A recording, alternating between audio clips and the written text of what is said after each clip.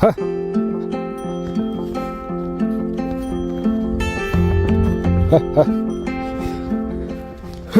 यति बेला चाहिँ म अहिले घोडाको सवारी गर्दैछु र मेरो साथी चाहिँ त्यहाँ अगाडि। तर यो घोडा चाहिँ अलिकति अल्छी खालको रहेछ, अलि अल्छी रहेछ यो घोडा। बरु हिँडेर छिटो पुगिन्थ्यो जस्तो लाग्यो। भयो भयो, मलाई डर लाग्छ यार फेरि। अनि अल्छी किन भन्नुहुन्छ त? यो त मेरो बवाल कुद्छ नि। बवाल कुद्छ मान्नु होला है। लोटाउँदैन नि। ए ए ए ए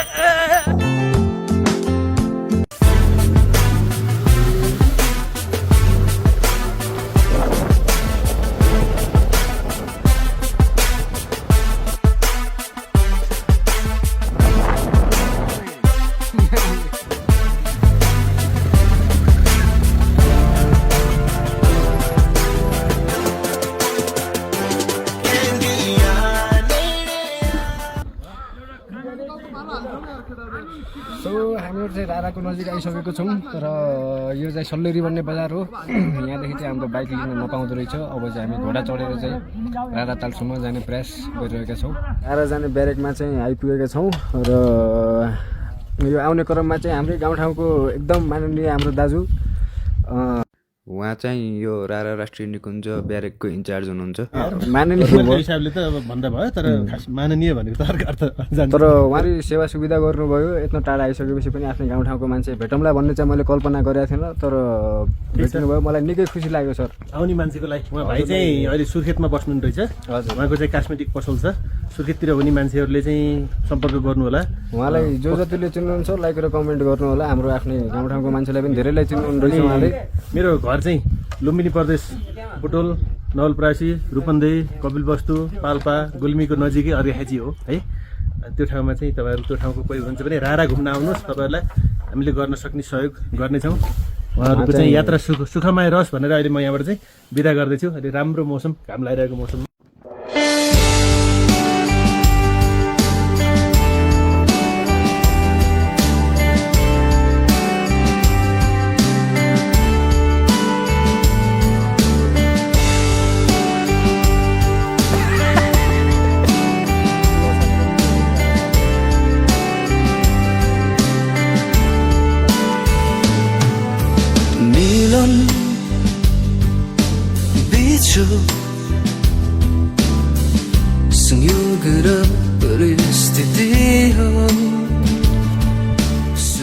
खाना क्या खाना मजाले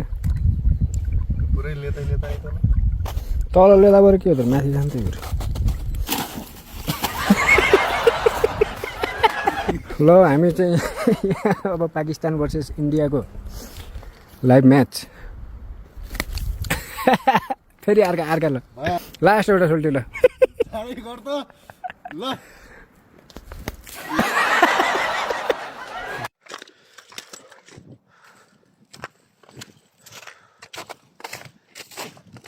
ल हेर्न सक्नुहुन्छ साथीहरू। यति बेला हामी रारा लेकको किनारमा छ। सुन्दरमय दृश्य एकदम राराको चाहिँ हामी देख्न सक्छौँ। एकदम दामी छ, एकदम निलो पानी चाहिँ एकदम निलो, आँखालाई एकदम आकर्षक पार्ने खालको निलो छ र धेरै राम्रो छ। त्यो हिमालले गर्दा चाहिँ अझ राम्रो देखिएको छ। यो चाहिँ यहाँ चाहिँ पैदल यात्रीको लागि मात्रै हो, बाइकहरू साधनहरू चाहिँ केही पनि आउन पाउँदैन। र यो छेउको ताल चाहिँ रारा, यो छेउको ताल रारा हो। कहाँबाट जुम हो भने फेरि जुम हुँदो रहन्छ। अनि अब छेउछेउबाट यसरी ट्रेकिङ गर्दै जानुहुन्छ भने चाहिँ एकदम मजा आउँछ। हामीले अहिले ट्रेकिङ गर्न थालेको पनि 1.5 घन्टा भइसक्यो। यसको लम्बाइ 8 किलोमिटर र चौडाइ चाहिँ 3 किलोमिटर। 3 किलोमिटर चाहिँ हामीले डुङ्गा मार्फत वारपार गरेको थियौँ र वारी आइसकेपछि अहिले चाहिँ यो ट्रेकिङ गर्दै जाँदैछौँ साइडबाट। र कम्तीमा पनि 6 किलोमिटर हिँड्नुपर्ने।